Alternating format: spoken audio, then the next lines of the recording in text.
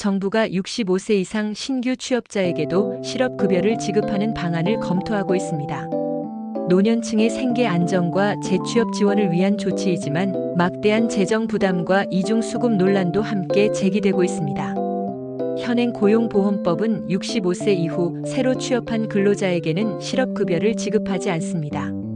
실업급여는 65세 이전에 가입해 일을 이어가던 경우에만 받을 수 있습니다.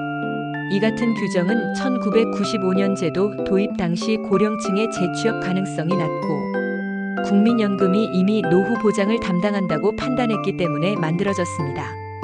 하지만 지금은 상황이 달라졌습니다.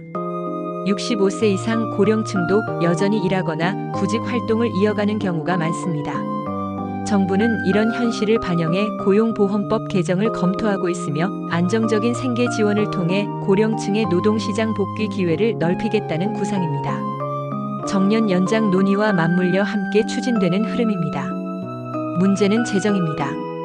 60세 이상 근로자는 비정규직 비중이 60세 이하보다 2배 이상 높습니다. 이직 가능성이 크기 때문에 실업급여 지급 건수가 늘어날 수밖에 없습니다.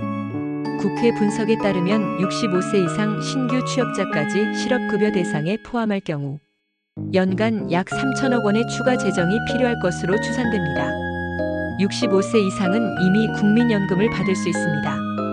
따라서 여기에 실업급여까지 지급한다면 연금과 실업급여를 동시에 받는 이중수급 문제가 발생할 수 있습니다. 전문가들은 정책 시행이 고령층의 생계 안정에는 긍정적인 영향을 주겠지만 국가 재정 부담은 크게 늘어날 수 있다고 지적합니다.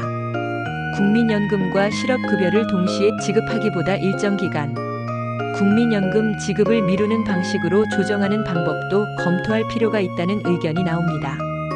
또한 실업급여 지급 연령을 한 번에 65세 이상으로 확대하기보다는 점진적으로 올리는 방안이 필요하다는 제언도 있습니다.